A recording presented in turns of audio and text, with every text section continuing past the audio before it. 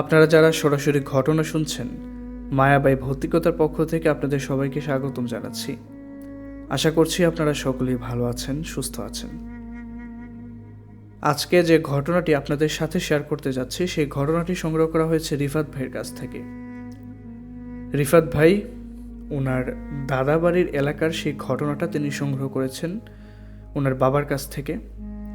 ছোটবেলা উনি যখন ছোট ছিলেন তখনকার এই ঘটনাটা, এবং পরবর্তীতে বড় হওয়ার পরে তার দাদির মুখ থেকে কিছুটা এই ঘটনাটা শুনেছিলেন। পরবর্তীতে উনি যখন তার বাবাকে এই বিষয়ে জিজ্ঞাসা করেন, তখন তার বাবা এই ঘটনাটা সম্পর্কে সম্পূর্ণটা খুলে বলেন বিস্তারিতভাবে রিফাত ভাইকে। রিফাত ভাই যেটা বলছিলেন যে 2012 কি 13 সালের কথা। রিফাত ভাই তখন ক্লাস 3-তে পড়তেন। ওনার আরেকটা ছোট ভাই ছিল, ওর বয়স ছিল 1.5 বছর। তো রিফাত ভাইয়ের বাবা মা এবং তার ছোট ভাই রিফাত ভাই সহ তারা সবাই একসাথে তাদের দাদা বাড়ির যে গ্রামের বাড়ি ছিল সেখানে তারা থাকতেন। তো গ্রামের বাড়িটা ছিল কুমিল্লা জেলার নাঙ্গলকোট উপজেলায়। তো সেখানেই তাদের একদম গ্রামের ভিতরে মেইন যে সড়কটা ছিল, পাকা রাস্তা, সেই সড়ক থেকে অনেকটা ভিতরের দিকে যেতে হতো কাঁচা মাটির রাস্তা দিয়ে। ওই ভিতরের দিকে আসলেই আশেপাশে বেশ অনেকগুলো বাড়িঘর তৈরি করা হয়েছিল তখন তার দাদাও নাকি ওইখানে জায়গা রেখেছিলেন আগে থেকেই। ওইখানে তারা একটা ছোটোখাটো একটা বাড়ি করে উপরে টিন দিয়ে, ওই আগে যেরকম ছিল, এত বেশি দামি টিন তো ছিল না, একদম হালকা পাতলা টিন দিয়ে। আর পাশে যে বেড়াটা ছিল, সেই ঘরটা ছিল, যারা কুমিল্লা থাকে তারা হয়তো জানে যে তরজার বেড়া বলে, যেটা বাঁশ দিয়ে তরজা বানানো হয়। বাঁশ দিয়ে ওই যে কুপিয়ে ওই বাঁশের ফালিগুলো তৈরি করে বেড়া দেওয়া হতো। তো এরকম বেড়া দেওয়া ঘর ছিল রিফাত ভাইদের। তো ওই ঘরে তারা থাকতো। ওই সময়টা ছিল প্রায় শীতকাল, একদম শীতকালের মাঝামাঝি সময়, একদম তীব্র শীত পড়েছে পুরো গ্রামে। তাদের আশেপাশে যে বাড়িঘর আছে এবং তাদের নিজের যে বাড়ি, ওই বাড়ির সবাই মিলে ক্ষেতের মাঝখানে একটা পুকুর কেটেছিল, বেশ বড় করে পুকুর কেটেছিল। বর্ষার মৌসুমে তারা ওই পুকুরে যখন পানি হতো, সবাই টুকটাক মাছ এনে এখানে ছাড়তো। তো ওই মাছ চাষ করতো একটা মানে সবাই মিলে ওইখানে মাছ চাষ করতো। ওই মাছ সবাই জাল দিয়ে তুলে তারপরে যে যার মতো খাইতো বা বিক্রি করতো, এরকম অবস্থা ছিল আর কি। তো শীতকাল ছিল, শীতকালের মাঝামাঝি সময়, তখন তাদের পুকুরের পানি একদম শুকিয়ে গিয়েছে। পুকুর এত বেশি গভীর না থাকার কারণে পানি ধরে রাখতে পারেনি, কারণ বাড়ির সবাই এই পুকুর ব্যবহার করত। আর আশেপাশে যতগুলো বাড়িঘর ছিল তাদের মধ্যে মাত্র একটা বাড়িতেই টিউবওয়েল ছিল, তাও আবার আর্সেনিকযুক্ত টিউবওয়েল। তো এরকম করেই তাদের চলছিল আর কি, তাদের দিনকাল চলছিল। তো রিফাত ভাই যেটা বলছিলেন যে ওই সময়টা, যে সময়টায় ঘটনাটা শুরু হয়, তো একটা অ্যাক্সিডেন্টের মাধ্যমে তাদের ঘটনাটা শুরু হয়। সেটা হচ্ছিল যে তাদের বাড়ি থেকে একদম 2টা বাড়ি পরে একটা বাড়ি আছে, একটু পরিত্যক্ত বলতে গেলে। ওখানে যারা থাকে তারা নাকি ঢাকা তারা কাজ করতো, মাঝে মাঝে তারা বাড়িতে আসতো। তো তাদের বাড়িতেও ছিল এরকম তরজার বেড়া দিয়ে তৈরি, বাঁশ দিয়ে তৈরি ছিল ওই বাড়িটা। তো শীতকালের মাঝামাঝি সময়, রাত তখন নাকি প্রায় 12টার পর। তো রিফাত ভাই ঘুমিয়েছিলেন ওনার দাদির বাড়িতে রুমে। তো হঠাৎ করে ওনার ঘুম ভেঙে যায় চিল্লাচিল্লির শব্দে। অনেক মানুষজন চিল্লাচিল্লি করতেছে। তো রিফাত ভাই ঘুম থেকে উঠে দেখেন যে ওনার রুমে কেউ নেই, একদম খালি। তার বাবা মা তো তার সাথে ঘুমিয়েছিলেন, কিন্তু কেউ নেই। তো ঘুম থেকে উঠে তিনি মাঝের রুমে আসতে দেখেন ওনার দাদি বসে আছে। তো ওনার দাদিকে তিনি জিজ্ঞাসা করছেন যে এত চিল্লাচিল্লি কেন, আর আব্বা আম্মা কই? ছোটো ছিলেন, 3তে পড়েন, এত বেশি বুঝেন না। তো তার দাদি নাকি বলছিল ওই পাশের বাড়িতে নাকি আগুন লাগছে, তো সবাই নাকি ওইখানে ছুটে গেছে, আগুন নিবানোর জন্য ছুটে গেছে, এরকমভাবে বলতেছিল তার দাদি। তো রিফাত ভাই কৌতূহলে হয়ে ওঠেন। তিনি বলছিলেন আমিও যাব, আমি দেখতে যাবো ওই আগুন কোথায় লাগছে, আমাকে নিয়ে যান।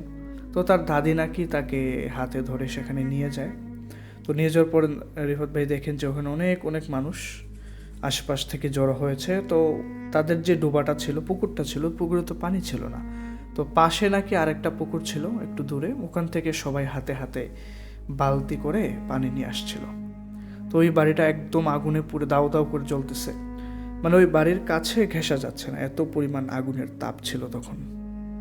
তো রিফাত ভাই দেখছিলেন যে সবাই এইভাবে বালতি, ডেক বা যে যা পারে সেটা দিয়ে পানি এনে ওই মানে আস্তে আস্তে ওই মানে বাড়ির উপর ছুঁড়ে মারতেছে নেভানোর জন্য। কিন্তু এত গ্রামের ভিতরে ওই সময় তো এত উন্নত ছিল না রাস্তাঘাট, একদম ফায়ার সার্ভিস ছিল কিন্তু সেটা ছিল একদম উপজেলা পর্যায়ে।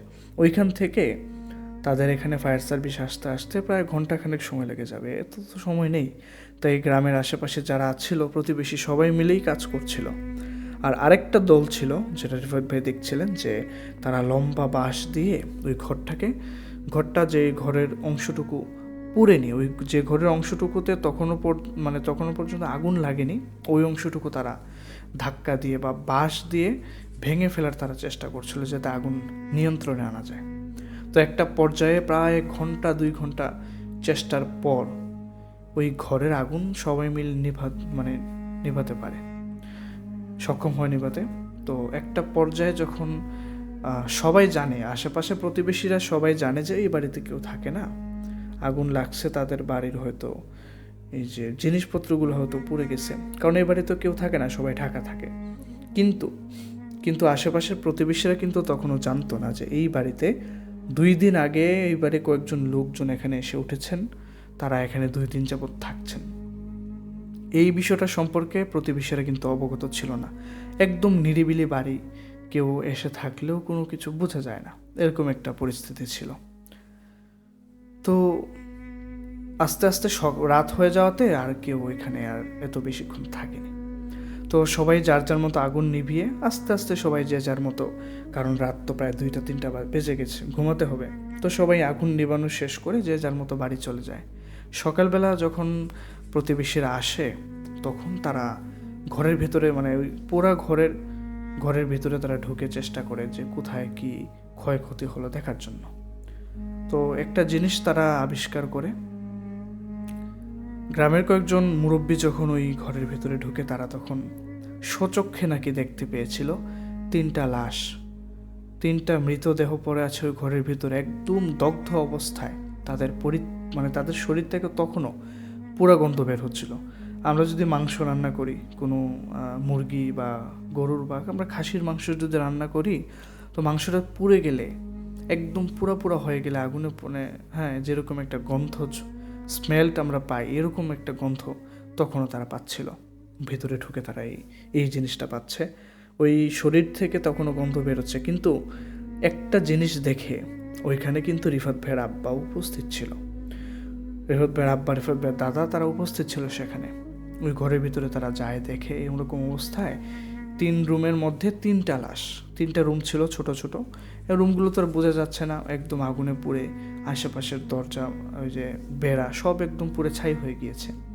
তো তারা দেখতে পায় যে ওই যে 3টা লাশ ছিল, সেই পুরা লাশ, সেই লাশগুলোর শরীর একদম অদ্ভুত রকম, মনে হচ্ছে যে লাশগুলোর শরীর থেকে তাদের পুরা মাংস কেউ যেন খুবলে খেয়ে নিয়েছে, এরকম একটা দেখা যাচ্ছিল তাদের বডি থেকে। তো সবাই যেটা ধারণা করে নেয়, কারণ ফেস কিন্তু একদমই বোঝা যাচ্ছিল না, তাদের শরীর পুড়ে গিয়ে একদম দলা পেঁচে এরকম হয়ে গিয়েছে। তো সবাই যেটা ধারণা করে নেয় হয়তো রাতের বেলা কোনো শিয়াল এসেছিল, শিয়াল এসে তাদের মাংস হয়তো খেয়ে নিয়েছে, এরকম একটা তারা ধারণা করে। তো পরবর্তীতে সবাইতে দেখতে পেয়েছিল আশেপাশে গ্রামবাসীরা। পরবর্তীতে পুলিশকে কল করা হয়, যেটা সকালে তারা দেখতে পায় যখন লাশ, তখন পুলিশকে কল করে। তো পুলিশও আস্তে আস্তে প্রায় 1-1.5 ঘন্টা লেগে যায়। তো এসে দেখে যে এরকম লাশ পুড়ে গিয়েছে, কিন্তু লাশের শরীরের বিভিন্ন জায়গা থেকে মাংস নেই, মাংস খুবলে কে যেন খেয়ে ফেলেছে। তো সবাই ধারণা করে নেয় যে এটা শিয়াল বা কুকুরের কাজ হতে পারে। তো পরবর্তীতে পুলিশ এসে সেই লাশগুলো নিয়ে যায়। তো আশেপাশের প্রতিবেশীরা সবাই যে যার মতো চলে যায়। তো পরবর্তীতে ওই বাড়ির যারা আত্মীয় স্বজন ছিল, দূর দূরান্তে থাকতো, তারা এসে দেখে যে বাড়ির এই অবস্থা। তারা প্রথমে খবর পায়নি, পরবর্তীতে এসে দেখে বাড়ির এই অবস্থা। যখন জানতে পারে যে তাদের ঘরের ভেতর 3 জনের লাশ পাওয়া গিয়েছে, তারা তখন তাড়াতাড়ি যোগাযোগ করতে থাকে, কারণ এই বাড়ির যারা মালিক ছিল, এই বাড়িতে যারা থাকতো, তাদের সাথে যোগাযোগ করার চেষ্টা করে যে আসলে তারা ছিল কিনা। কিন্তু পরবর্তীতে তার জানা যায়নি। তারা এটা ধরেই নিয়ে যে ওই লাশগুলো তাদের আত্মীয় স্বজনে ছিল। তো ওই ঘটনাটা ওখানে শেষ হয় এইভাবে।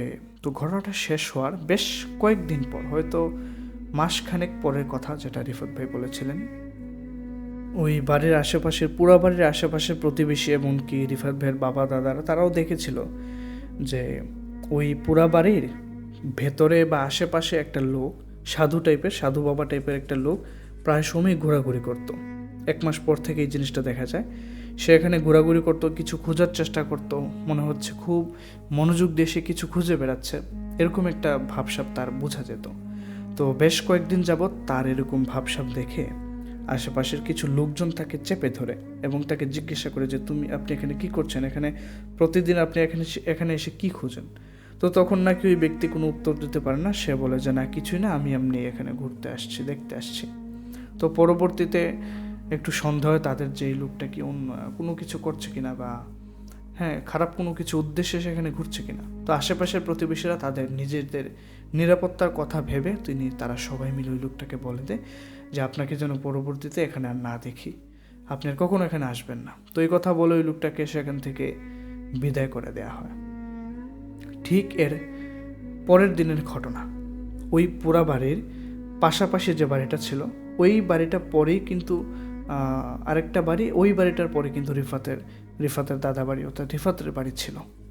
তো অর্থাৎ বলতে গেলে যে রিফাতের এক বাড়ি পরেই যে বাড়িটা, ওই বাড়িটা অর্থাৎ ওই পুরা বাড়ির সাথের বাড়িটা, ওই বাড়ির কিছু বেশ লোকজন তারা বেশ সমস্যায় পড়ে বলতে তারা নাকি প্যারানর্মাল কিছু সমস্যার মুখোমুখি হচ্ছিল। অর্থাৎ রিফাত ভাইয়ের আব্বা পরবর্তীতে তাদের সাথে কথাবার্তা বলে তারা যেটা জানতে পারে যে তারা যখন ঘরে ঘুমিয়ে থাকতো রাতের বেলা, হঠাৎ করেই তাদের পরিবারের কয়েকজন সদস্যরা কিছু চিৎকারের শব্দ শুনতে পেত। অর্থাৎ তারা খুবই স্পষ্টভাবে এই শব্দটা শুনতে পেত, যে মনে হচ্ছে যে পোড়া বাড়িটা যেটা ছিল একদম কাছাকাছি, হয়তো 10-15 হাত হবে দূরে এরকম। তো তারা যেটা শুনতে পায় যে ওই বাড়ি থেকে কয়েকজন মানুষ যেন চিৎকার করতেছে, আমাদেরকে বাঁচাও, আমাদেরকে পুড়িয়ে ফেলতেছে, বাঁচাও বাঁচাও, এরকম শব্দ নাকি তারা শুনতে পেত প্রায় রাতে। তো ঘুম থেকে উঠে যখন একটু সাহস করে চিৎকার দিয়ে বলতো কে ওখানে, কে চিৎকার করতেছে, তখন শব্দটা থেমে যেত। আবার যখন দেখা যেত যে চিৎকার করার পরেও কোনো শব্দ থামতেছে না, তখন তারা লাইট নিয়ে বের হতো, হারিকেন নিয়ে বের হতো দেখার জন্য। তো দেখুন তো না, কিছু নেই, একদম খালি নীরব চারপাশ। তো এরকম বেশ কয়েকদিন যাবৎ তারা এই জিনিসটা ফেস করে এবং তারা শুনতে পায়। তো পরবর্তীতে নাকি তারা তাদের যে গ্রামের মসজিদ আছে, সেই গ্রামের মসজিদের ইমামের সাথে তারা কথা বলে এবং ওই ইমাম সাহেব বলেন যে আপনারা আপাতত আপনাদের বাড়িটা বন্ধ করার ব্যবস্থা করুন, কারণ ওই পুরা বাড়ি তো একদম নিরিবিলি, হয়তো কোনো জিনের উৎপাত সেখানে হয়েছে, আপনারা একটু সাবধানে থাকবেন এবং বিশেষ করে রাতের বেলা আপনারা একা বাইরে বের হবেন না। তো হুজুর তিনি বলেন যে আমি একজন ভালো হুজুরের ঠিকানা দিয়ে দিচ্ছি। ওই হুজুর বলেন যে আমি এইসবের কাজ করি না, তবে এরকম কাজ করে একজন হুজুর আমার পরিচিত আছেন, আমি ওনার নাম ঠিকানা দিয়ে দিচ্ছি এবং আমি ওনাকে বলতেছি যে আপনাদের বাড়িতে এসে যেন সমস্যাটি দেখে যান। তো ওই হুজুর যখন পরবর্তীতে আসেন, ইমাম সাহেবের পরিচিত ওই হুজুর যখন আসেন তাদের বাড়িতে, তো তাদের সমস্যাসমূহ দেখে তিনি ওই বাড়িটা আপাতত বন্ধ করে দিয়ে যান এবং বলেন যে এরকম সমস্যা বা এরকম শব্দ যদি তারা কখনো শুনে তাহলে তারা যেন পাত্তা না দেয়, বাইরে বের না হয়। আস্তে আস্তে ওই সমস্যাটা ঠিক হয়ে যাবে বলে দিয়ে যান ওই হুজুর। ওই বাড়ির সমস্যাটা বেশ কয়েকদিন যাবতই বন্ধ ছিল এবং তারা আর কোনো প্রকার শব্দ বা কোনো কিছু তারা দেখেনি। কিন্তু এর পরবর্তী সময় থেকে রিফাত ভাইয়ের নিজের পরিবারেই একটা সমস্যা শুরু হয়। অর্থাৎ রিফাত ভাইয়ের ছোট চাচা, তিনি বিবাহিত ছিলেন, তিনি সন্ধ্যার পর ওই পোড়া বাড়ির পাশ দিয়ে তিনি হেঁটে হেঁটে আসছিলেন। তো সন্ধ্যার পর একদম অন্ধকার হয়ে গিয়েছে চারপাশ। তো ওই যে রিফাত ভাইয়ের যে ছোট্ট চাচা, তিনি ওই পোড়া বাড়ির দিকে হঠাৎ ওনার নজর যায়। তো নজর যাওয়াতে ওই ছোটো চাচা, রিফাত ভাইয়ের ছোটো চাচা, যে তিনি দেখতে পাচ্ছিলেন যে ওই পোড়া বাড়ির ভিটটা ছিল একটু উঁচু করা মাটির ভিট, একদম পোড়া জিনিসপত্র পড়ে আছে সেখানে, পুড়ে যাওয়া বাঁশ, তারপরে এগুলা আসবাবপত্র সেখানে পড়ে আছে। তো সেখানে তিনি দেখতে পান যে কয়েকজন মানুষ সেখানে বসে আছে। তিনি খুবই স্পষ্টভাবে দেখতে পাচ্ছেন যে ওই ভিটের উপরে দেখতে পাচ্ছিলেন যে কয়েকজন মানুষ সেখানে বসে আছে, মানুষের মতোই দেখা যাচ্ছিল। তো তিনি একটু অবাক হয়ে যান এবং একটু কাছে গিয়ে তিনি ডাক দেন যে কে আপনারা এখানে বসে আছেন কেন? তো তখন তিনি যখন ডাক দেন তখন তাদের মধ্য থেকে একজন ব্যক্তি রিফাত ভাইয়ের চাচার দিকে ঘুরে তাকাতে রিফাত ভাইয়ের চাচা যে জিনিসটা তিনি দেখতে পান, মানে ওর ফেসটা মানুষ পুড়ে গেলে যেরকম তার চোখ ঠোঁট পুড়ে গেলে চামড়া একদম পুড়ে গিয়ে যেরকম লেগে যায় তার মাথার খুলির সাথে, চুলগুলো নেই, একদম কঙ্কালের মতো বডি, এরকম জিনিস তিনি দেখতে পাচ্ছিলেন সেখানে দাঁড়িয়ে। এই জিনিসটা দেখা মাত্র রিফাত ভাইয়ের সেই ছোট চাচা তিনি একটা চিৎকার দেন, এত জোরে চিৎকার দেন আশেপাশে সবাই সেই চিৎকার শুনতে পেয়েছিল এবং ওনার চিৎকারে প্রায় অনেক লোক সেখানে বের হয়ে আসছিল। তো রিফাত ভাইয়ের চাচা এক চিৎকারে তিনি দৌড় দেওয়ার পর সামনে যখন এসে তিনি দেখতে পান অনেক লোক তার চিৎকার শুনে বাইরে বেরিয়েছে হাতে হারিকেন বা টর্চ লাইট নিয়ে। তখন তিনি তাদেরকে বলতে থাকেন যে আমি দেখেছি, ওখানে আমি এরকম জিনিস দেখেছি। তখন সবাই ওনার সাথে দৌড়ে সেখানে এসে দেখে যে না, কিছু নেই, একদম খালি। কিন্তু রিফাত ভাই সে ছোট চাচা, তিনি কিন্তু আসলে এই জিনিসটা দেখেছিলেন। তিনি ওনাদেরকে আসলে বিশ্বাস করাতে পারেননি সবাইকে। কেউ হয়তো ওনার কথা বিশ্বাস করেছিল, আবার কেউ বিশ্বাস করেনি। ওই ঘটনাটা, অর্থাৎ রিফাত ভাইয়ের ছোট চাচা এই জিনিসটা দেখার পর থেকেই প্রতিদিন রাতের বেলা উনি অস্বাভাবিকভাবে আচরণ করতেন। মানে এরকম একটা পরিস্থিতি হয়েছিল, উনি প্রতি রাতে সন্ধ্যার পর থেকে ওনার শারীরিক গঠন বদলে যেত। মনে হচ্ছিল ওনার শরীরে ভীষণ শক্তি এসে গিয়েছে। উনি পাগলামি করতেন, উনি চিৎকার চেঁচামেচি করতেন, উনি অদ্ভুত রকমের খাবার খাইতে চাইতেন। যেমনটা ছিল যে পোড়া মাংস, পোড়া জিনিস একদম পুরে কালো ছাই হয়ে গিয়েছে, এরকম জিনিস তিনি খাওয়ার জন্য তিনি বলতেন সবাইকে। এবং তিনি যখন বেশি পাগলামি শুরু করতেন তখন সবাই মিলে যখন ওনাকে ধরার চেষ্টা করতো, সবাই বুঝতে পারতো যে তার শরীরে স্বাভাবিক মানুষের তুলনায় একটু পরিমাণে বেশি শক্তি আছে। সেটা শুধুমাত্র রাতের বেলায় বোঝা যেত, কিন্তু সকাল হলে সে একদম স্বাভাবিক মানুষের মতোই চলাফেরা করতো, আচরণ করত। অথচ তাকে যখন জিজ্ঞাসা করা হতো যে রাতের বেলা যে তুমি এরকম কাহিনী করতা, এই সম্পর্কে তুমি কি জানো, তুমি জানো কি না, তুমি এই সময় করতা, সে বলতো যে না, আমি তো জানি না, আমি তো টেরই পাই না আমি যে রাতের বেলা এগুলো করি। মানে সে বিশ্বাসই করতো না যে সে যে রাতের বেলা অদ্ভুত আচরণ করে। বেশ কয়েকদিন কেটে যাবার পর রিফাত ভাইয়ের দাদা তার ছোট চাচাকে নিয়ে একজন হুজুরের কাছে যান। তাদের বাড়ি থেকে বেশ কয়েক গ্রাম দূরে একটা রিক্সা ভাড়া করে তারা সেই হুজুরের কাছে চলে যায়। সে হুজুরের আস্তানায় যাওয়ার পর সে হুজুরকে দেখানো হয়। তো উনি একটা প্রক্রিয়া করেন। সে প্রক্রিয়া ছিল এরকম যে তিনি জানার চেষ্টা করেন, সকল বিষয় তিনি শোনার পর তিনি বলছিলেন যে হয়তো বদজিনের নজর পড়েছে, ওখানে হয়তো কোনো বদজিন উপস্থিত ছিল, তো তাদেরকে দেখে ফেলার কারণে হয়তো তার এই অবস্থা হয়েছে। এখন তাকে একটু তার একটা রিচুয়াল করতে হবে, এই রিচুয়াল করলে হয়তো তাকে সে ঠিক হয়ে যাবে। তো রিফাত ভাইয়ের চাচা তিনি কোনোভাবেই ওখানে যাওয়ার জন্য রাজি হচ্ছিলেন না, কারণ তিনি জানেন যে আমি তো একদম সুস্থ। ওনার রাতের বেলার যে যে তিনি কার্যকলাপ করেন এই সম্পর্কে তো তিনি জানেন না, কিন্তু আশেপাশের সবাই এবং ওনার ফ্যামিলির লোকজন তো সেটা জানে। তো ওখানে যাওয়ার পর তিনি অস্বীকৃতি জানাচ্ছিলেন যে না, আমি তো এরকম করি না। তো ওই হুজুরও তিনি বুঝতে পারছিলেন সমস্যাটা।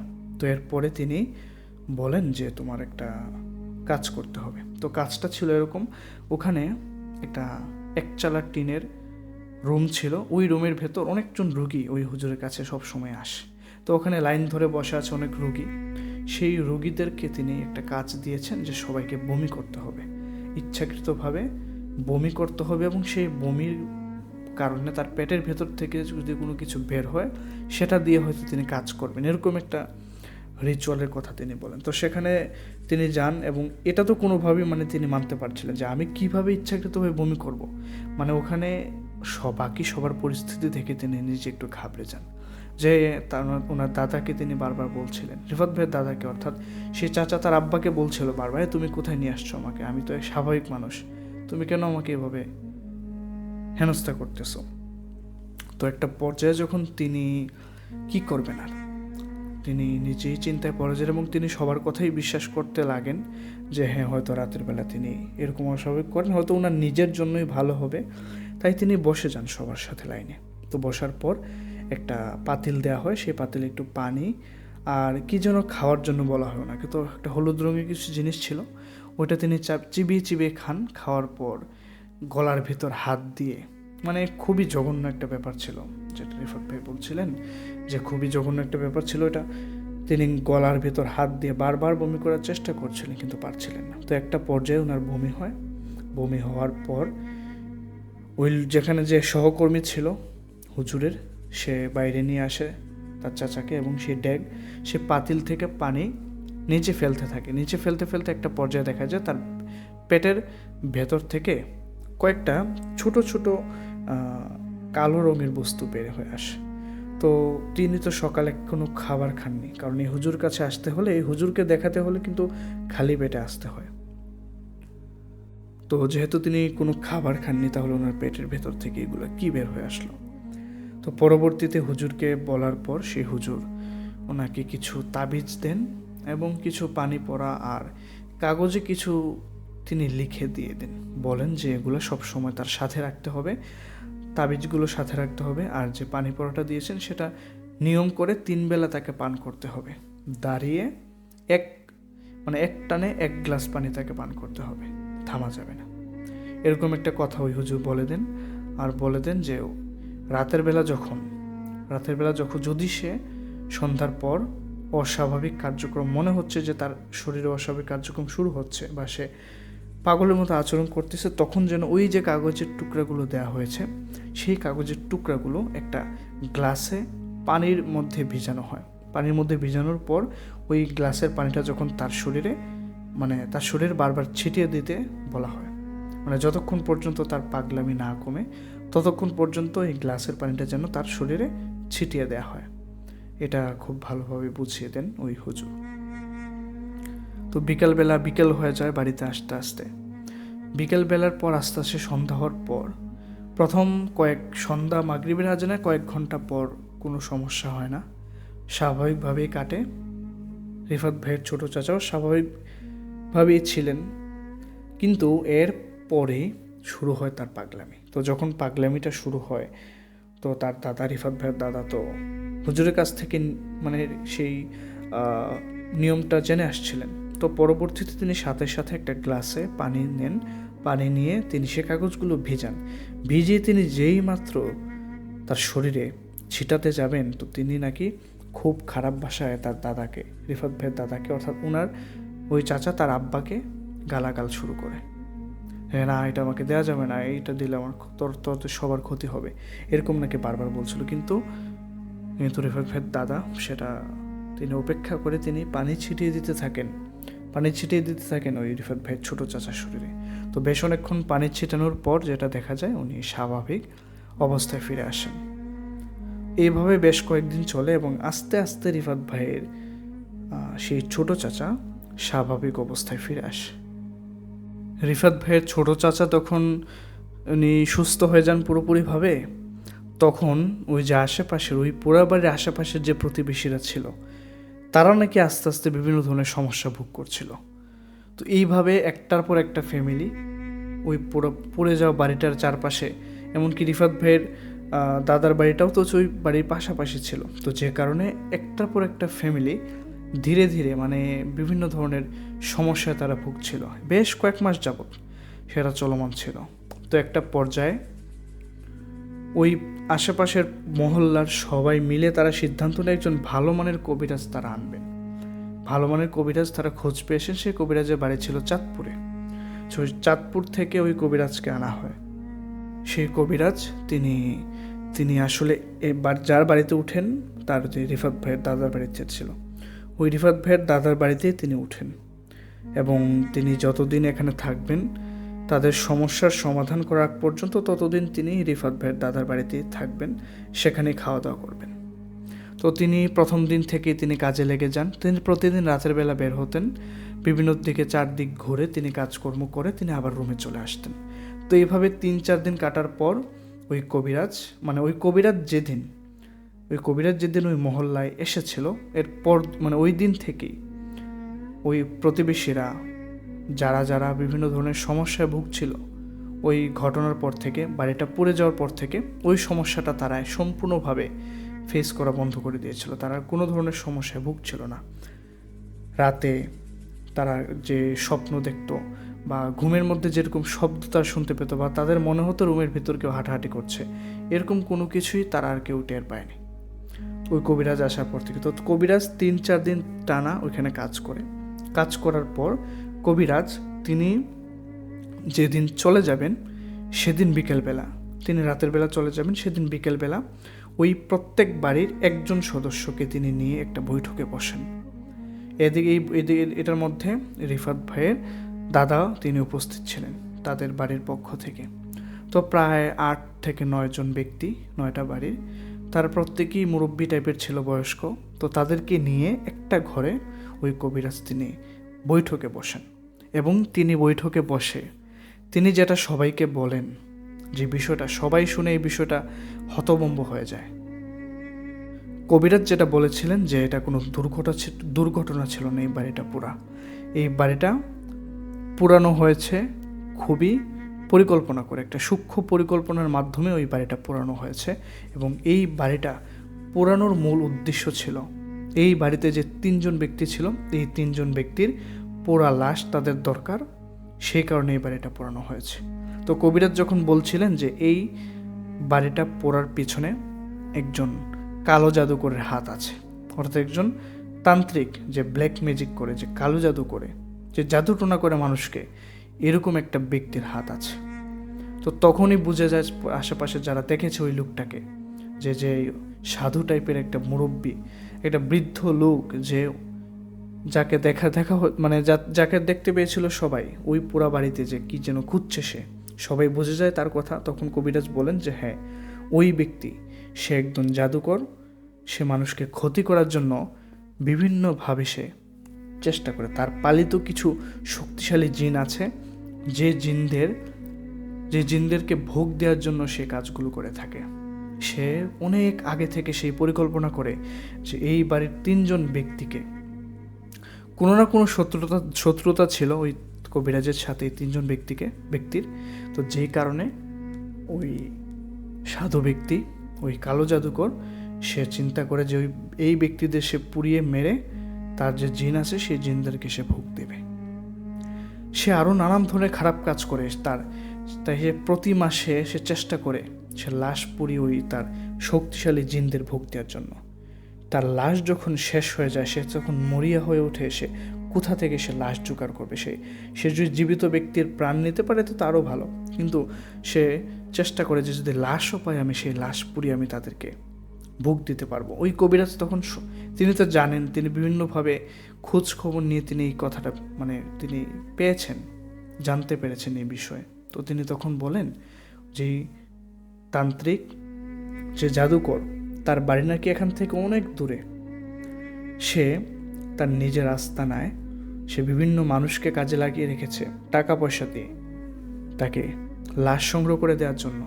সে লাশ সে একটা নির্দিষ্ট উপায়ে সে তার নিজের বাড়ির একটা রুমের ভেতর একটা পাকা দালান আছে, সেই দালানের ভিতর সে পুড়িয়ে ফেলে সে একটা বিশেষ রিচুয়াল, বিশেষ একটা যজ্ঞের ব্যবস্থা করে। সেখানে যজ্ঞটা ছিল, সে আগুন জ্বালায়, মশালের মতো আগুন সে ওই লাশটার চারপাশে জ্বালানোর পর ওই লাশটার শরীরে সে একটু মানে কেরোসিন টাইপের সে জিনিস ছিটিয়ে দেওয়ার কারণে সে যখন মেছের কাঠি ওই লাশের উপর ফালায় তখন লাশটা বেশ অনেকক্ষণ যাবৎ পুড়ে যায়। পোড়ার পর সে তার আসল রিচুয়ালটা শুরু করে। তো কবিরাজ তখন বলছিলেন সবাইকে, তিনি বলছিলেন এই বিষয়টা সবাইকে মানে জানানোর জন্য। সবাই মানে চাচ্ছিল যে, সবাই ওই আশেপাশের প্রতিবেশী যারা ছিল সবাই চাচ্ছিল যে আমরা, কবিরাজকে বলছিল যে আমরা জানতে চাই সে কীভাবে কী কাজ করে। তো তখন তিনি বলে দেন নির্দ্বিধায় সবাইকে বলে দেন সাবধান হওয়ার জন্য। তো বলছিলেন যে সে এইভাবে একটা যজ্ঞ শুরু করে, যে যজ্ঞের মাধ্যমে সে ওই জিনদেরকে ডাকে। তো প্রক্রিয়াটা ছিল খুবই একটা ভয়ানক প্রক্রিয়া। সে তখন নিজের হাত কেটে হাতের রক্ত ওই লাশের উপর, মানে ওই লাশ পোড়ানোর পর তার নিজের আঙুল বা তার নিজের শরীরের যে কোনো একটা জায়গা থেকে তার হাত কাটতে হয়। হাত কাটার পর ওইখান থেকে যে রক্ত পড়ে সেই রক্ত ছিটা ওই দগ্ধ হয় পুড়ে যাওয়া লাশের উপর ছিটিয়ে দিতে হয়। ছিটিয়ে দিলে ওই লাশের চারপাশে একটা বাতাসের মতো ঘূর্ণিপাকের সৃষ্টি হয়। বাতাসের মতো ঘূর্ণিপাকের যখন সৃষ্টি হয় তখন ঘরের ভিতর থাকা মশালগুলো সম্পূর্ণভাবে নিভে যায়। তখনই নাকি ওই অশরীরীরা, ওই আত্মারা তাদের ওই রুমে, অর্থাৎ সেই সাধু বাবার রুমে এসে প্রবেশ করে। তখন তারা নিজের ইচ্ছায় নিজের মন মতো তারা ভক্ষণ করতে থাকে ওই লাশটাকে। তো যে কারণে এই পোড়া বাড়িটা যখন পুড়ে যায় এবং যেই মৃত ব্যক্তিদের লাশ ভেতরে পড়েছিল, পোড়া লাশ, এবং পরদিন সকালে অনেকেই তো দেখতে পেয়েছিল পোড়া লাশগুলোর বিভিন্ন শরীরের জায়গা থেকে মাংস খুবলে খাওয়ায়। কবিরাজ স্পষ্টভাবে বলে দেয় যে এটা কোনো শিয়াল বা কুকুরের মাংস খুবলে খাওয়ার দাগ ছিল না, সেটা ওই সাধু বাবার পালিত জিনদের ভক্ষণ করা ছিল এই লাশগুলো।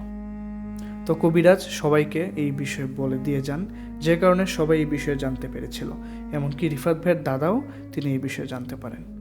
তো এই মূল ঘটনার সাথে আসলে আশেপাশের ওই রিফাত ভাইয়ের আশেপাশের বাড়ির আরও যারা বাড়িঘর আছে তারা সবাই জড়িত ছিল, সবাই এই সমস্যায় ভুগেছে, কেউ রেহাই পায়নি। পরিশেষে আল্লাহর একটা রহমতে ওই কবিরাজের তারা এই সমস্যাটা থেকে মুক্তি পেয়েছিল। তো ওই কবিরাজ যখন বেশ কয়েকদিন যাবত তিনি রিচুয়াল বা বিভিন্ন নিয়ম পালন করে সেই সমস্যাটা দূর করে দেন, এবং তিনি আরও সবাইকে বলে দেন যে এই পুরা বাড়ির যে পুরা আসবাবপত্র, পুড়ে যাওয়া যে জিনিসপত্রগুলো আছে সেগুলো যেন দূরে নিয়ে কোনো খাল বা নদীতে যেন ফেলে দেওয়া হয়।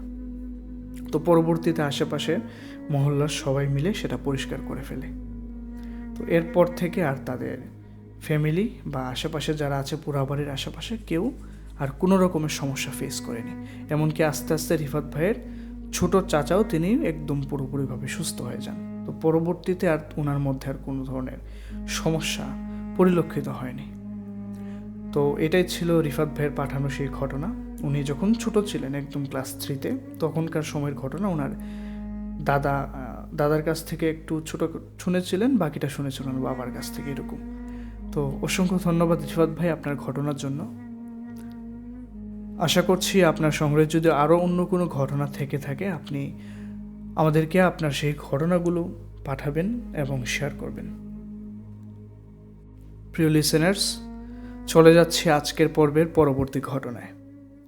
এখন যে ঘটনাটি আপনাদের সাথে শেয়ার করতে যাচ্ছি, এই ঘটনা আমি নিজে সংগ্রহ করেছি, এবং আমি গত কয়েকদিন আগে একটা বিশেষ কারণে ঢাকা গিয়েছিলাম, এবং ঢাকা থেকে ফেরার পথে একজন সিএনজি ড্রাইভারের সাথে কথা বলতে বলতে এক পর্যায়ে ওনার কাছ থেকে সেই ঘটনাটা সংগ্রহ করেছে, এবং সেই ঘটনার মূল প্রত্যক্ষদর্শী উনি নিজেই ছিলেন, যে কারণে খুবই স্পষ্টভাবে প্রতিটা পয়েন্ট তিনি খুবই ক্লিয়ারভাবে আমাকে বলতে পেরেছেন।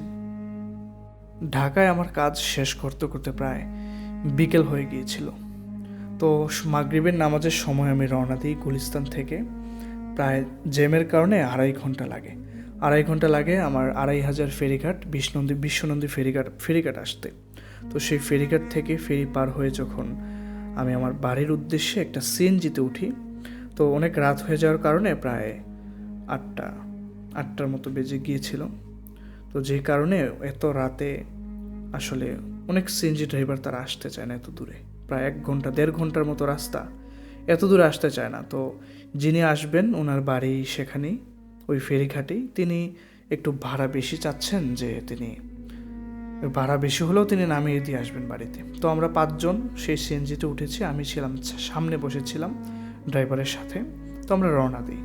তো রওনা দিতে দিতে এক পর্যায়ে সেই ড্রাইভারের সাথে আমার কথা হয়, আমি একটু ওনার ব্যাপারে জানতে চাই। তো এক পর্যায়ে আমি ওনাকে বলি যে আপনার কাছে কোনো ভৌতিক ঘটনা আছে কিনা, বা প্যারানর্মাল জিন রিলেটেড কোনো ঘটনা আপনার জানা আছে কিনা। তো একটা পর্যায়ে তিনি বলতে চাচ্ছিলেন না, মানে তিনি এই বিষয়ে জানেন কিন্তু বলতে চাচ্ছিলেন না, এরকম একটা ভাব ছিল ওনার। তো পরবর্তীতে আমি একটু জোরাজুরি করাতে, একটু রিকোয়েস্ট করাতে উনি বলছেন, আচ্ছা ঠিক আছে, আমার নিজের সাথেই বেশ সপ্তাহখানেক আগে একটা ঘটনা ঘটেছে, আমি সেটাই শেয়ার করতে চাই আপনার সাথে। তো তখন তিনি তো গাড়ি চালাচ্ছেন, গাড়ি চালানোর মধ্যেও তো কথা বলতে পারেন তিনি।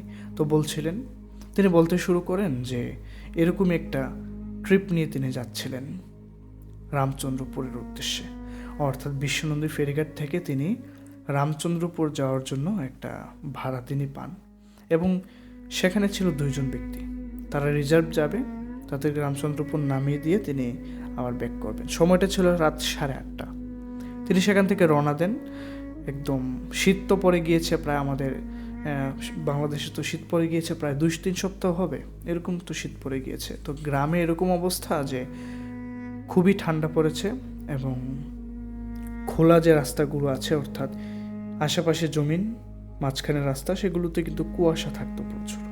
তো তিনি এমন একটা জায়গা পার করছিলেন, অর্থাৎ গাছপালা পরিবেষ্টিত রাস্তা পার করে তিনি এমন একটা জায়গায় এসে পৌঁছে যান, বাঞ্ছারামপুর উপজেলা পার হয়ে তিনি এমন জায়গায় পৌঁছেন যে জায়গাটা ছিল একদম নিরিবিলি, আশেপাশে কোনো বাড়িঘর নেই, বেশ অনেকটা জায়গা, শুধু ছোট ছোট গাছ আছে, আর এত পরিমাণ কুয়াশা যে কুয়াশার কারণে তিনি গাড়ির সামনের দিকে খুব দ্রুত বেগে এগিয়ে নিয়ে যেতে পারছেন না।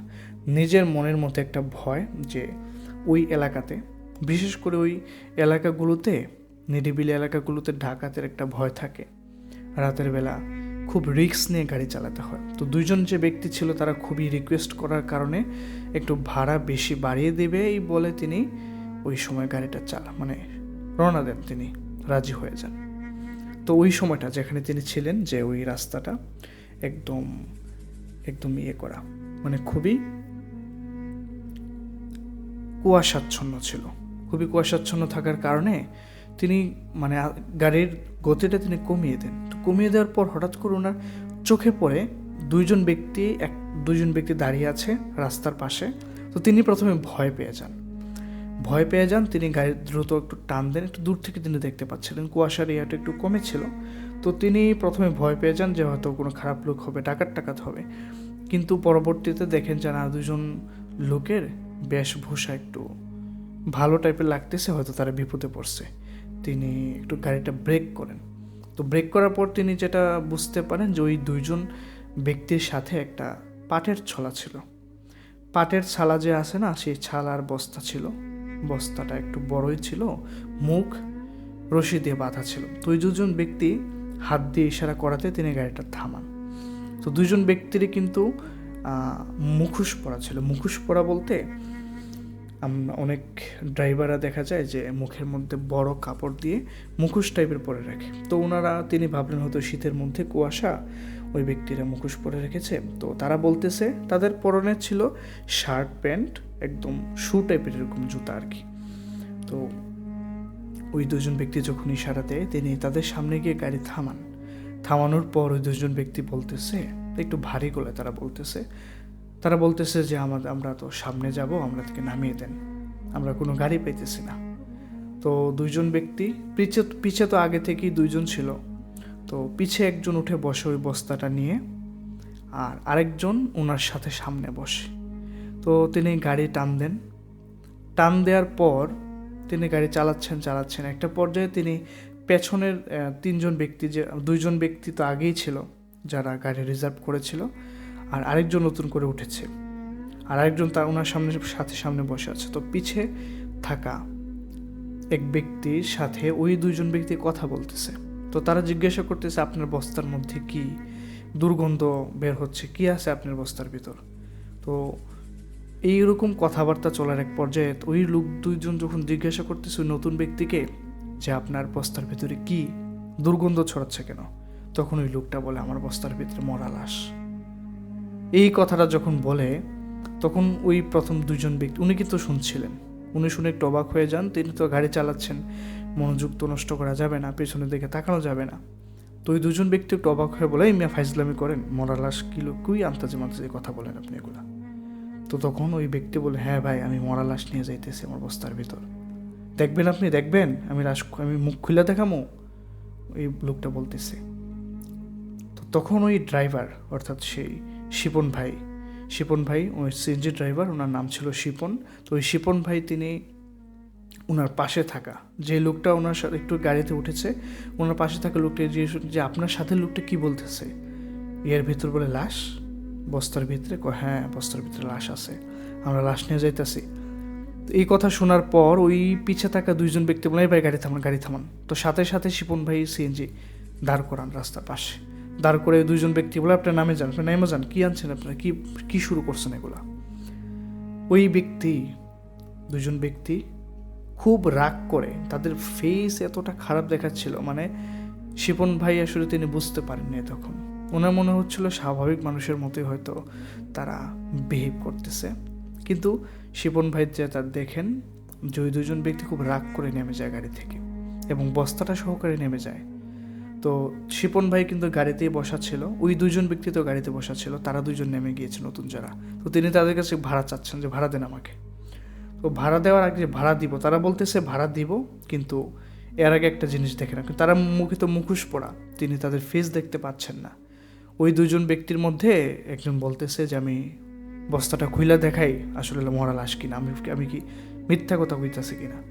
তো ওই লোকটা নাকি তখন বস্তাটা খুইলা সে বস্তাটা খোলার পর সে বস্তাটার নিচ দিয়ে উপরের দিকে আলগি দেওয়ার পরে যেটা শিপন ভাই দেখেন, শিপন ভাই সহ পিছনে দুইজন ব্যক্তি যেটা দেখে, আসলেই সেটার ভিতরে লাশ, একটা মানুষের লাশ, কিন্তু তার বডির পার্টগুলা একদম আলাদা করা, অর্থাৎ তার মাথা, দুই হাতের কনুই, পায়ের গোড়ালি, পা, এগুলো সব বডি কেটে টুকরো টুকরো করে আলাদা করা, সেগুলো সে মাটিতে ফেলে দিয়েছে।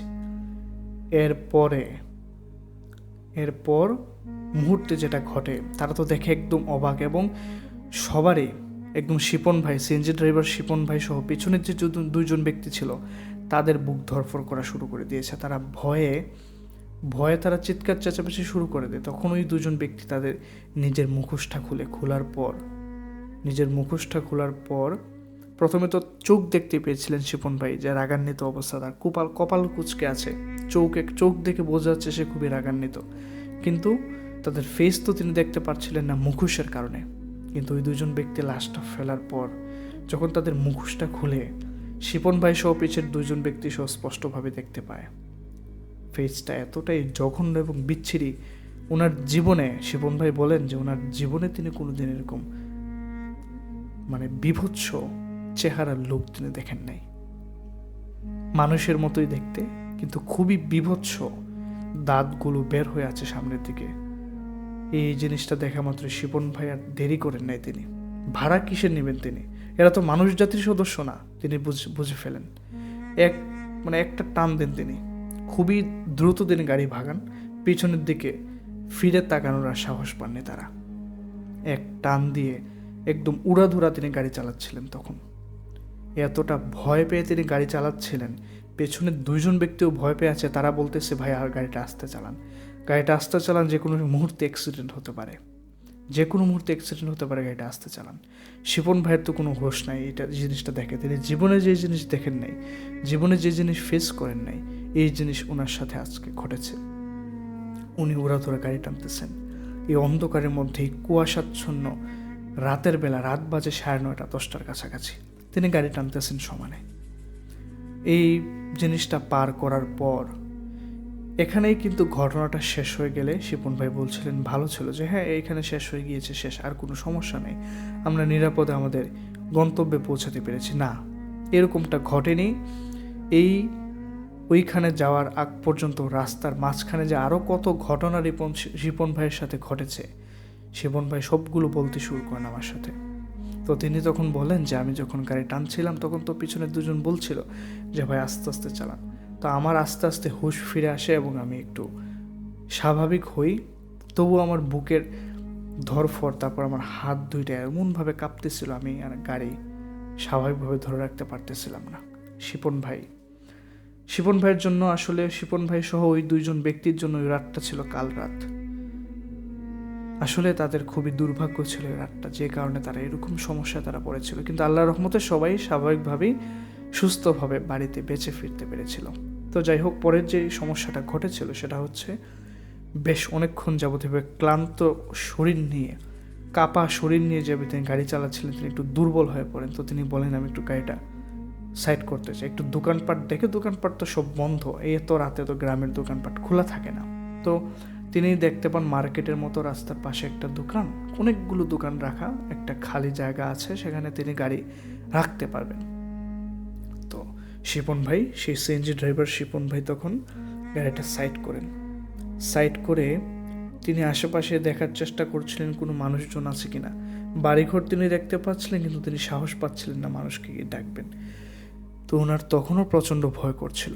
তো গাড়ি থেকে তিনি নেমে দাঁড়ান, ওই দুইজন ব্যক্তিও গাড়ি থেকে নামে এবং তারা প্রত্যেকে নিজেদের মধ্যে কথাবার্তা বলা শুরু করেছে। কি ঘটলো, এই জিনিসটা আসলে কি ঘটলো, সত্য ছিল না স্বপ্ন ছিল, তারা বুঝতে পারছিল না। তো কথাবার্তা বলার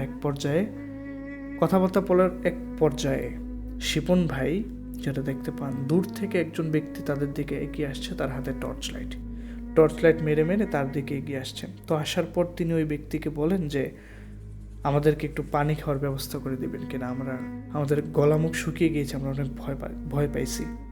তো ওই লোক বলতেছে যে সমস্যা নেই, ওখানে টিউবওয়েল আছে, আপনারা ওইখান থেকে পানি খান। তো টিউবওয়েলটা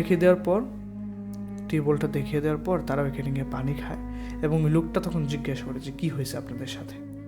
তো তখন শিপন ভাই সহ পিছের দুইজন ব্যক্তি সহ সব ঘটনা খুলে বলার পরে ওই লোকটা বলতেছে যে এরকম তো হওয়ার কথা না, এখানে তো অনেক রাত্রে মানুষ চলাচল করে, তা আপনারা কি আন্তাজে কথাবার্তা বলতেছেন, আপনাদের সন্দেহ হইতেছে আপনারা কি আসলে ভালো মানুষ কিনা। তো শিপন ভাই বলছেন ভাই আপনি বিশ্বাস করেন আর না করেন, এটা আমাদের সাথে ঘটছে।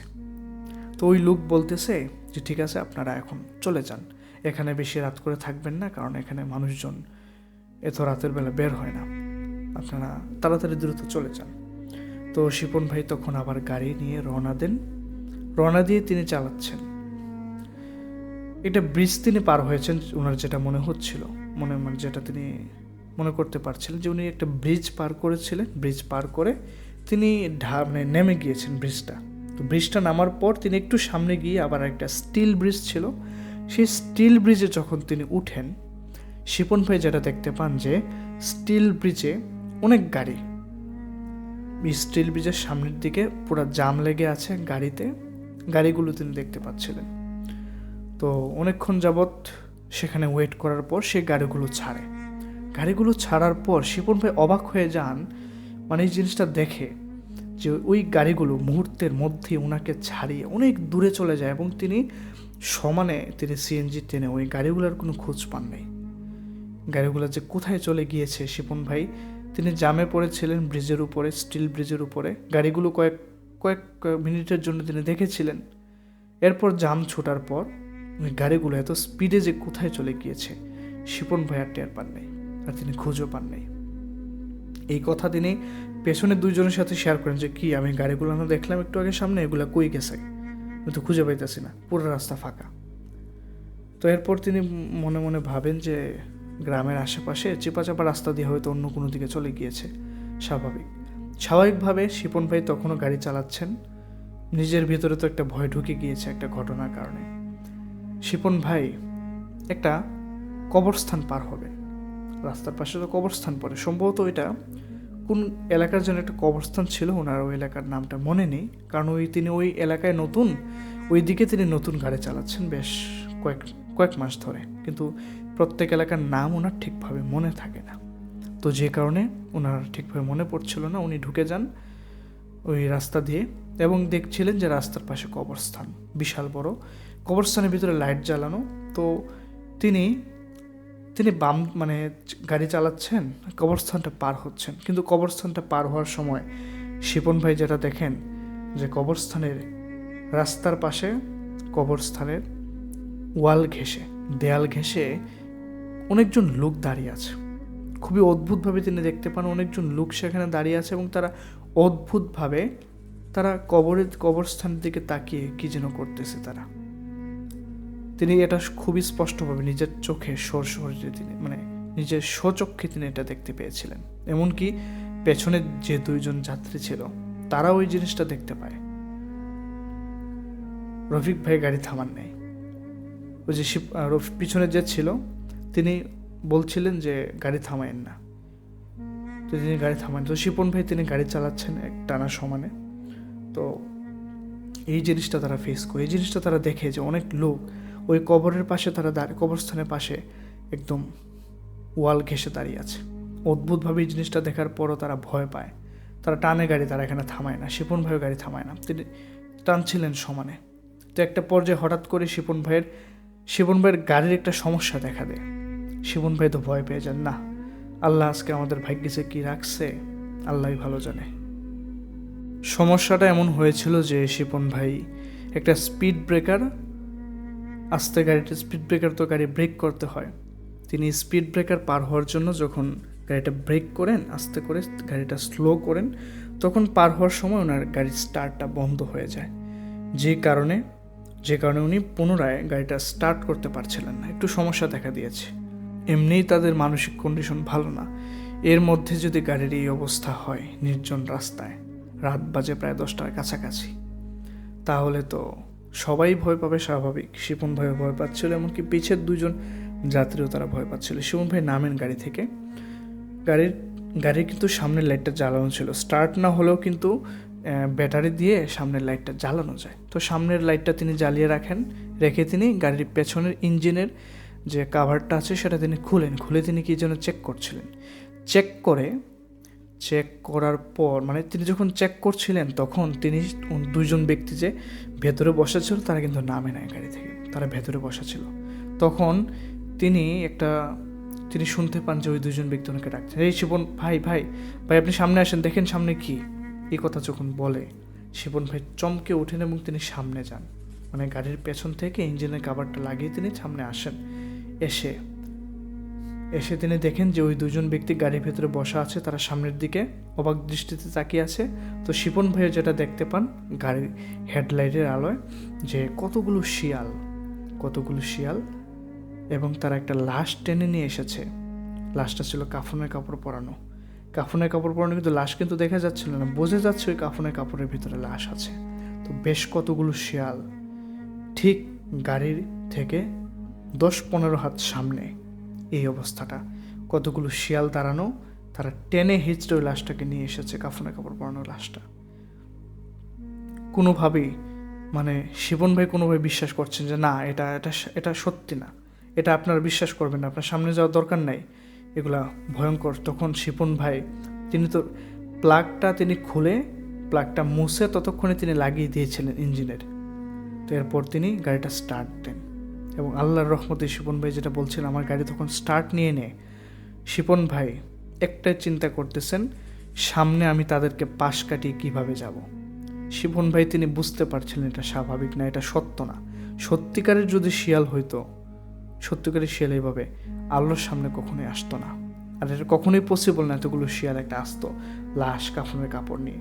শিপন ভাই বুঝতে পারছিলেন যে তাদেরকে মায়া দেখানো হচ্ছে, ভয় দেখানো হচ্ছে।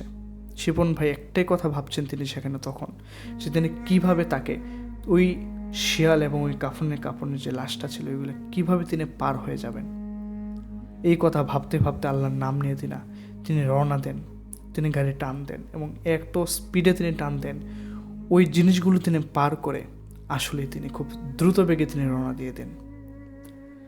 10:30টার পর 10:50 দিকে তিনি রামচন্দ্রপুর পৌঁছে যান। ওই দুজন ব্যক্তিকে নামিয়ে দেন। তাদের বাড়ি মেন রাস্তার পাশে ছিল।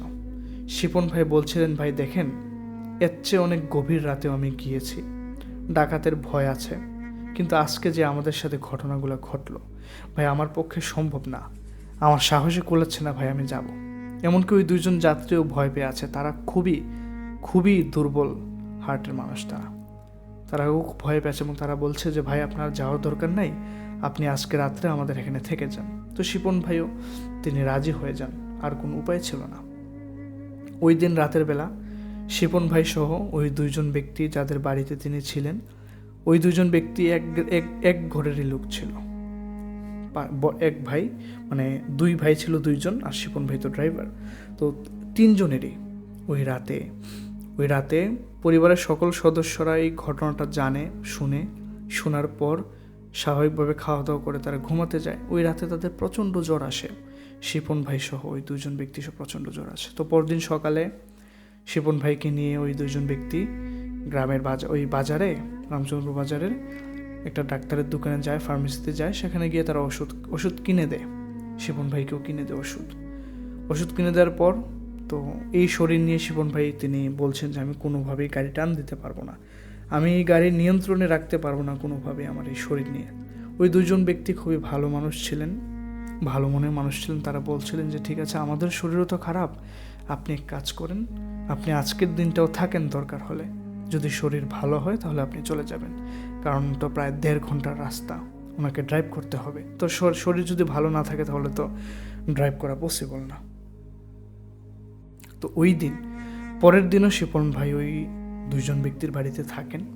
তো এর পরের দিন কিছুটা জ্বর কমার পর তিনি গাড়ি নিয়ে সরাসরি চলে যান বাড়িতে। তো বাড়িতে আসার পর পরিবারের সদস্যরা তো আগেই জেনেছিল ফোনের মাধ্যমে, তো তারা নাকি একজন হুজুরের সাথে কথা বলে রেখেছিলেন এই বিষয়ে। তো হুজুর বলেছিলেন তিনি যখন আসবেন বাড়িতে তখন যেন ওই হুজুরের কাছে নিয়ে যাওয়া হয়। তো বাধ্য হয়েই তিনি গিয়েছিলেন, তার পরিবারের সদস্যরা তাকে নিয়ে গিয়েছিল ওই হুজুরের কাছে। ওই হুজুর দেখে সব কিছু শুনে তিনি বলেছেন যে আপনার ভাগ্য ভালো, খারাপ জিন হয়তো আপনার ক্ষতি করার, এবং ওই দুজন ব্যক্তি সব আপনাদের ক্ষতি করার চেষ্টা করেছিল, আপনারা ভাগ্যে বেঁচে গিয়েছেন, হয়তো আল্লাহ আপনাদের সাথে ছিল। তো তিনি বলে দেন যে আপনার কিছু আমল করতে হবে এই সমস্যাটার কারণে, আপনি একটু, আল্লাহ যেহেতু আপনাকে সমস্যা থেকে বাঁচিয়ে ফেরত পাঠিয়েছেন, এর জন্য আপনি একটু আমল করবেন, আপনি আর্থিক কুরবানি দিবেন, শারীরিক কুরবানি দিবেন, যদি রোজা রাখা পসিবল হয় আপনি রোজা রাখেন, কিছু অর্থ আপনি দান করেন গরিব মানুষদেরকে শুকরিয়া স্বরূপ। তো তখন তিনি হুজুরের কথা মতো তিনি একদিন সময় করে তিনি রোজা রাখেন, কিন্তু ওনার শরীর কোনোভাবেই জ্বর এবং শারীরিক যে অন্যান্য সমস্যা, শরীর কাঁপার ফলে, অত্যন্ত ভয়ে শরীর কাঁপার ফলে উনি দুর্বল হয়ে গিয়েছেন অনেকটা। তো যে কারণে ওনার সেই শারীরিক সমস্যাগুলো কোনোভাবেই কম ছিল না। তো হুজুরের ট্রিটমেন্টে, ডাক্তারি চিকিৎসার পাশাপাশি ওই হুজুরের ট্রিটমেন্টে তিনি আস্তে আস্তে কিছুটা সুস্থ হন। তো প্রতিনিয়ত তিনি হুজুরের দেওয়া নিয়মগুলো তিনি পালন করতেন। এই নিয়মগুলোর মধ্যে যে হুজুর তিনি বলে দিয়েছিলেন যে অবশ্যই 5 ওয়াক্ত সালাত আদায় করতে হবে, এবং চেষ্টা করতে হবে যেন ফজর এবং আসরের সালাত জামাত যদি মিসও হয়ে যায়, এমন কিছু অনেকগুলো 5 ওয়াক্তের মধ্যে কয়েক ওয়াক্ত যেন জামাতের সহিত পড়ার চেষ্টা করতে বলে দেন ওই হুজুর। তো পরবর্তীতে আস্তে আস্তে তার শিপন ভাইয়ের স্বাভাবিক অবস্থা ফিরে আসে। বেশ কয়েকদিন সময় নেয়, তো আবার তিনি গাড়ি চালাতে শুরু করেন। কিন্তু ওই ঘটনার পর থেকে তিনি সন্ধ্যা বলতে 9টার পর তিনি আর কখনো গাড়ি টান দেন নাই। তো ওই দিন তিনি 8টার পরেও, আমরা তো গিয়েছিলাম, তো 8টার পরেও তিনি আমাদেরকে নিয়ে গিয়েছিলেন। তো 8টার সময় যখন তিনি ফেরিঘাট থেকে গাড়িটা ছেড়েছিলেন, আমাদের বাড়িতে পৌঁছতে এরকম 1.5 ঘন্টার উপরে সময় লেগেছে। তো এখানে আসার পর আমি শিপন ভাইয়ের কাছ থেকে তো ঘটনাটা শুনলাম, এবং আমিও বললাম যে আল্লাহ আপনার সাথে ছিলেন, আপনার ভাগ্য ছিল, ভালো ছিল, যে কারণে হয়তো বেশ একটা ক্ষতি তারা করতে পারে না, কিন্তু যখন আপনার গাড়িতে তারা উঠেছিল তো হয়তো অনেক ক্ষতি করতে পারতো। আমিও আসলে অবাক হয়ে গিয়েছিলাম ওনার ঘটনা শুনে। তো উনি যেটা বলেছিলেন যে উনিও নাকি পচা একটা গন্ধ টের পাচ্ছিলেন আসলে। তো তো যখন তিনি ওই লাশটা দেখেছিলেন, ওই বস্তা থেকে যখন তারা ওই টুকরা টুকরা করা লাশ, কার লাশ ছিল তো সেটা তিনি জানেন না, এমনকি ও চেহারা দেখেও, চেহারাটা ওনার তখনও স্পষ্ট মনে হয়, এখনও ওনার স্পষ্ট মনে আছে। তিনি যেটা বলছিলেন যে ওই লাশের টুকরা মাথাটা যখন বস্তার ভিতর থেকে পড়ে, ওই ফেসটা কিন্তু আমাদের দিকেই তাক করা ছিল, মনে হচ্ছে ওই ফেসটা আমাদের দিকে তাক করানো, আমরা আমাদের দিকে তাকিয়ে আছে। তো ফেসটা দেখে মানুষের মতোই লাগছিল এবং এই ফেসটা আমার মনে আছে। এই ফেসটা ওই দুইজন ব্যক্তি যখন তাদের মুখের মাস্কটা খুলে ফেলে, ওই দুইজন ব্যক্তির ফেস আমার জঘন্য, বিচ্ছিরি, বিদঘুটে একটা ফেস, এটা এখনও ওনার মনে আছে। তো এই ঘটনাগুলো ওনার কাছ থেকে শুনেছিলাম। তো পরবর্তীতে আমার এখানে নামিয়ে দেওয়ার পর আমি ওনাকে বলে দিয়েছিলাম যে আপনি রাত করে আর কখনো যাবেন না এখানে, যদি আপনার কোনো আত্মীয় স্বজন থাকে, কারণ প্রায় তো 9:30 উপরে বেজে গিয়েছে, 10টা বাজবে একটু পরে। তো ওনার যেতে যেতে আবার 1.5 ঘন্টা, তো প্রায় 11:30 12টার মতো বেজে যাবে। তো আমি বললাম যে আপনি আর রাত করে যাওয়ার দরকার নেই, যেহেতু আপনার সাথে এরকম ঘটনা ঘটেছে। এবং আমি বলে দিই যে আপনার যদি কোনো আত্মীয় স্বজন থাকে, আমি এটাও বলে দিয়েছিলাম আত্মীয় স্বজন থাকলে আপনি তাদের এখানে থাকবেন, আর যদি না থাকে আত্মীয় স্বজন, যদি আপনার ভয় করে, কোনো গাড়ি যদি না, উনি বলছিলেন যদি আমি কোনো গাড়ি পাই ওদিকে যাচ্ছে, তাহলে আমি ওই গাড়ির সাথে আমি আমার গাড়ি চালিয়ে চলে যাব। তো আমি বলছিলাম যদি আত্মীয় স্বজন থাকে তাদের বাড়িতে থাকবেন, আর না থাকলে আমি ওনাকে নাম্বার দিয়ে যাই।